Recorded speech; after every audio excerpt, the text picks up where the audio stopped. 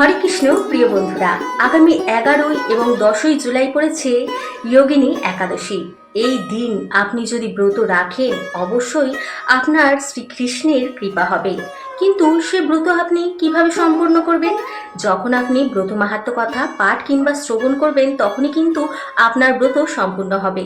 তাই সম্পূর্ণ ভিডিওটা দেখেন, ভিডিও স্ক্রিনের মধ্যে নজর রাখেন, কারণ আমি আপনাদের সঙ্গে শেয়ার করছি এই যোগিনী একাদশীর ব্রত মাহাত্ম্য কথা লিখিত রূপে, যাতে করে আপনারাও পাঠ করতে পারেন। কারণ আমরা সকলেই জানি, আমরা যেটা শুনি সেটার থেকে বেশি ফলদায়ী হয় যখন আমরা সেটা মুখ দিয়ে উচ্চারণ করি, অর্থাৎ আমাদের জিহ্বার দ্বারা যখন সেটা উচ্চারণ হয়।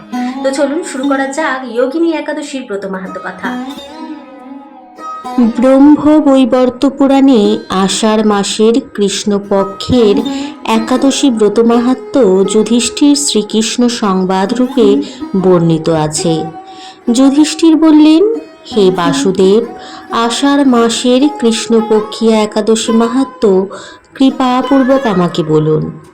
শ্রীকৃষ্ণ বললেন, হে মহারাজ, সকল পাপ বিনাশিনী ও মুক্তিপ্রদ এই উত্তম ব্রতের কথা বলছি, আপনি শ্রবণ করুন।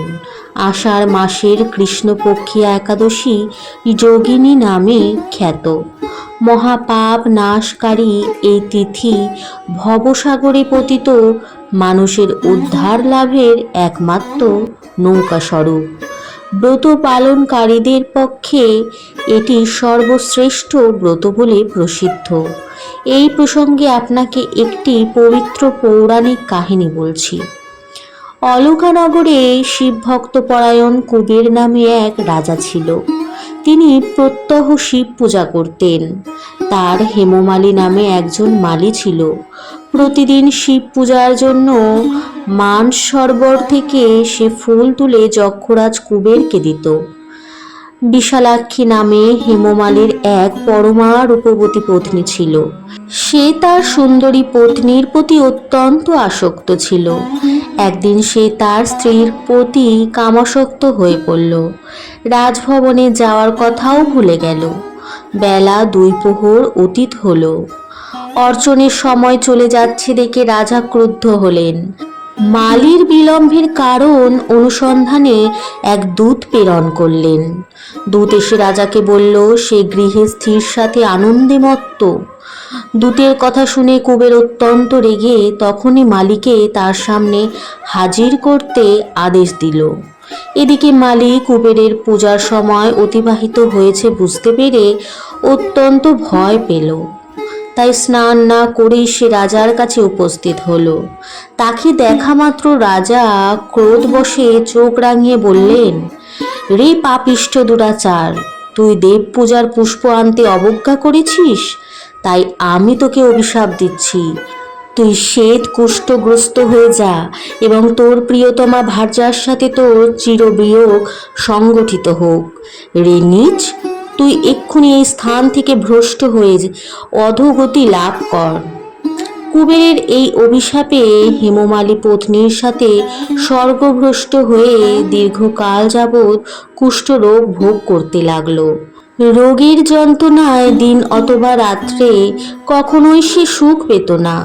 এভাবে শীত গ্রীষ্মে প্রচণ্ড বেদনায় বহু কষ্টে সে দিন যাপন করতে লাগলো। কিন্তু দীর্ঘদিন মহাদেবের অর্চনের ফুল সংগ্রহের সুকৃতি ফলে সে শাপগ্রস্ত হয়েও বৈষ্ণব শ্রেষ্ঠ শিবের বিস্মরণ কখনো হয়নি। একদিন হেমমালী ভ্রমণ করতে করতে হিমালয়ে শ্রী মার্কেন্ডেয় ঋষির আশ্রমে উপস্থিত হল। কুষ্ঠরোগে পীড়িত সপত্নী হেমমালীকে দর্শন করে শ্রী মার্কেন্ডেয় তাকে জিজ্ঞাসা করলেন, তুমি কার অভিশাপে এই রকম নিন্দনীয় কুষ্ঠরোগগ্রস্ত হয়েছ? সে উত্তর দিল, হে মুনিবর, রাজা ধনকুবেরের আমি ভৃত্য ছিলাম। আমার নাম হেমমালী। আমি প্রত্যহ মানসরোবর থেকে ফুল তুলে শিব পূজার জন্য রাজাকে দিতাম। কিন্তু দুর্ভাগ্যক্রমে একদিন স্ত্রীর মনোরঞ্জন হেতু কামাসক্ত হওয়ায় সেই ফুল দিতে বিলম্ব হয়। রাজার অভিশাপে এইরকম দুর্দশাগ্রস্ত হয়েছি। পরোপকারই সাধুগণের স্বাভাবিক কর্ম। হে ঋষি শ্রেষ্ঠ, আমি অত্যন্ত অপরাধী, কৃপা করে আমার প্রতি প্রসন্ন হন। তখন দয়াদ্র চিত্ত মার্কেন্ডেয় মুনি বললেন, হে মালি, তোমার মঙ্গলের জন্য শুভ ফল প্রদানকারী এক ব্রতের উপদেশ করছি। তুমি আষাঢ় মাসের কৃষ্ণপক্ষে যোগিনী নামক একাদশী ব্রত পালন করো। এই ব্রতের পূর্ণ প্রভাবে তুমি অবশ্যই কুষ্ঠ ব্যাধি থেকে মুক্ত হবে। শ্রীকৃষ্ণ বললেন, ঋষির উপদেশ শ্রবণ করে হেমমালী তাকে প্রণাম জানালো।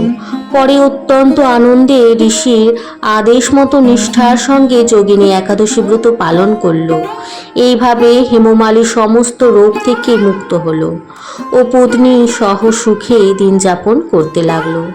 হে মহারাজ যুধিষ্ঠির, আমি আপনার কাছে এই ব্রত উপবাসের মহিমা কীর্তন করলাম। এই ব্রত পালনে ৮৮,০০০ ব্রাহ্মণকে ভোজন করানোর ফল লাভ হয়। যে ব্যক্তি এই মহাপাপ বিনাশকারী ও পুণ্য ফল প্রদায়ী যোগিনী একাদশীর কথা পাঠ এবং শ্রবণ করে, সে অচিরে সর্বপাপ থেকে মুক্ত হবে। যোগিনী একাদশীর ব্রত মাহাত্ম্য কথা আপনাদের কেমন লাগলো? যদি ভালো লাগে ভিডিওর কমেন্টের বক্সে অবশ্যই কমেন্ট করে জানাতে ভুলবেন না, এবং শেয়ার করে দিন বন্ধুদের মধ্যে যারা একাদশী ব্রত করেন, তো তারা যাতে ব্রতটা সম্পূর্ণ করতে পারে। ভালো থাকুন, সুস্থ থাকুন, সুরক্ষিত থাকুন, ভালোবেসে বলতে থাকুন হরে কৃষ্ণ, রাধে রাধে।